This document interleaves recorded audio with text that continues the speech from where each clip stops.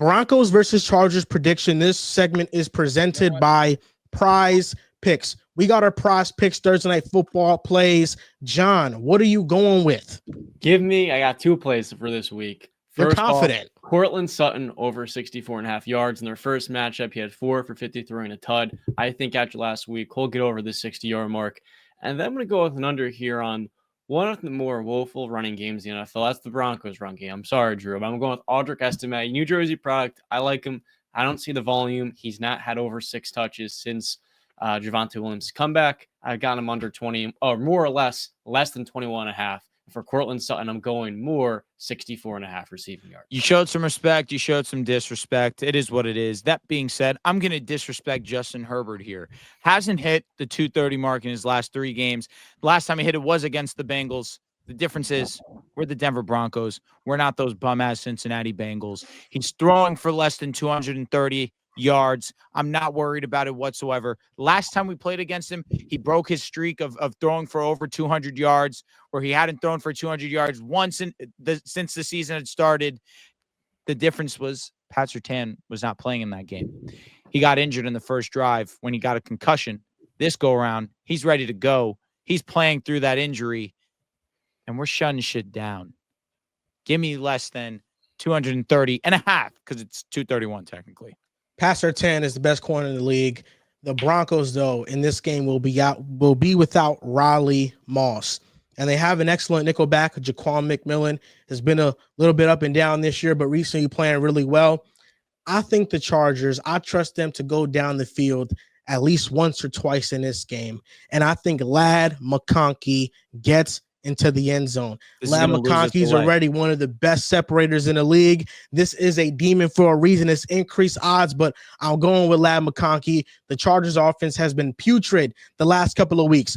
Does this mean this is the bounce back game? Potentially. Give me Ladd. And if you guys want to use code PAS, you can play $5 and get $50 on Prize Picks. Make sure you guys use code PAS to help support the pod. Now, let's talk about the analysis of this game. I come into this game a couple weeks ago. I thought I feel different about this matchup than I do right now. I think right now the Broncos are clear-cut the better team. I don't trust their offense. Their offensive line got a 100 score in pass protection against the Colts. They were elite. They still couldn't run it, and they still couldn't pass it, and Bo Nix had multiple interceptions.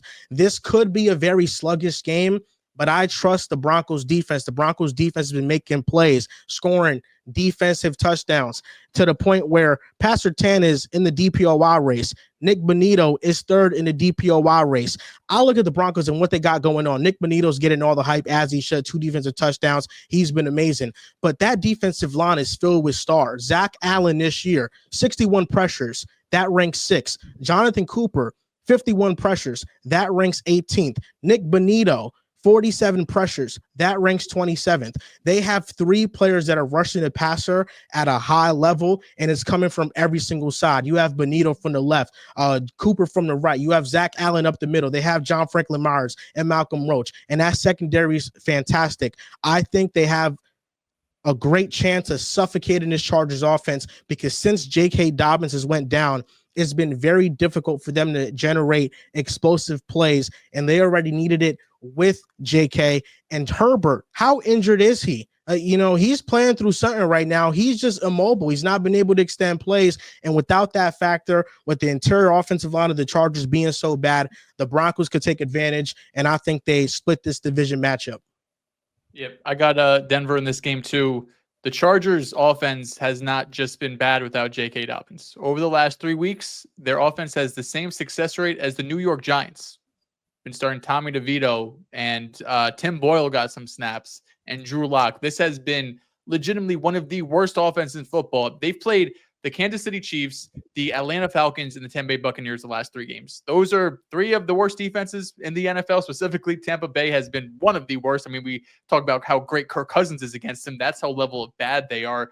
They haven't scored more than 17 points in these last 3 weeks against some of the lowest ranking defenses in the NFL. Now they're going up against a top 2, top 3 defense in the Denver Broncos. I got Denver in this game. it's really hard to convince me otherwise. Justin Herbert's banged up. You mentioned it, Joel. They already didn't have weapons as is. And now Gus Edwards, who is just so bad. If it wasn't for Greg Roman, he probably wouldn't be employed right now. But shout out to Gus Edwards, getting a nice little $2 million vet minimum.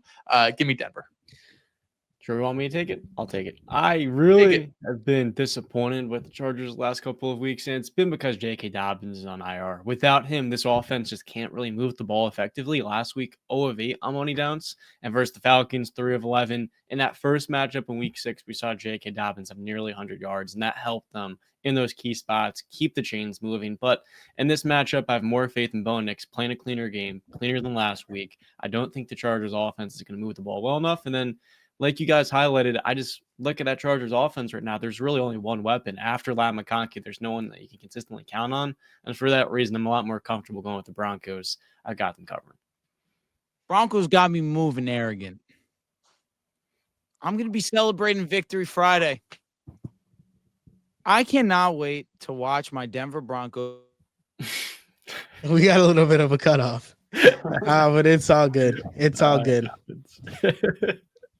Man, you know, this game, whenever teams are playing like this, oh, you're good? You're unfrozen now? I'll be honest. God had to give me a slice of humble pie, and I'm fine with that. I'm fine with that. But I promise you, I'm still going to get into my spiel.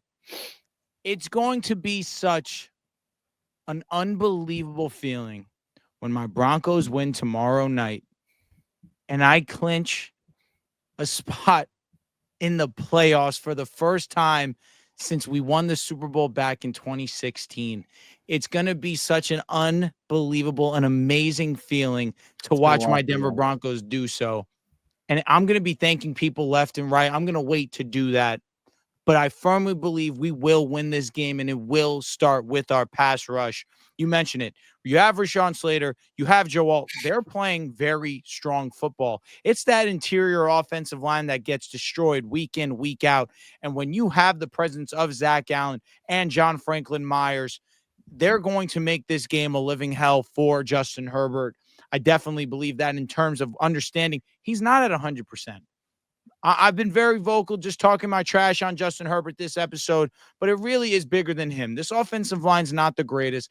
J.K. Dobbins, we all can take a victory lap here on J.K. and his impact for him, for the Los Angeles Chargers. Understanding we believed, and I was very vocal on this, if he's healthy, he is an extremely valuable back to have. He just needs to stay on the football field, and we're seeing in his absence, this offense simply is not the same, specifically the rush offense. And with Herbert being banged up, there's really not much that you can count on with this offense. That being said, Broncos are going to go ahead and win this one. And I'll wait to say what I want to say on my Broncos until we clinch, but I have a great feeling about this one. Are you going with the Broncos too, John? Oh, yeah. I laid out my entire idea. I think it could be a pretty comfortable win. It's kind of crazy. For the last time the Broncos made the playoffs, I was in the 6th or 7th grade. I'm just asking again because John's, you know, sometimes he wants to pick the upset sometimes, and I respect that a lot. He's really put his cojones on the table. Yeah. This is one of those moments that I know we're all picking the Broncos. This is one of those moments that Justin Herbert needs to win. This is outside of the analysis for the game. This is one of those moments in a primetime spot. He's been on primetime a couple times this season against the Bengals. They ended up winning that game, but he didn't play his best in the second half. They lost to the Ravens. At first, he was keeping pace, and then kind of, you know, just went away in the second half. Didn't play all that great once J.K. Dobbins went out. Bo Nix right now, he's a rookie. The expectations aren't on him in the same fashion that Justin Herbert is after years in the NFL. Herbert, to this point, really has not had a signature win in his career. This has been the largest lull of the season for the Chargers. Their defense has fallen off a bit. Their offense has fallen off a bit. This is a game that's going to show the true character of what the Chargers are going to be this season. If they lose this game, this is what they are. A team that barely made the playoffs because every other team in the AFC had a down year, or is this the page that's going to be turned? And is this the introduction to the hardball era to where they can respond to that sort of adversity, because they have played terrible and they need desperately a bounce back game?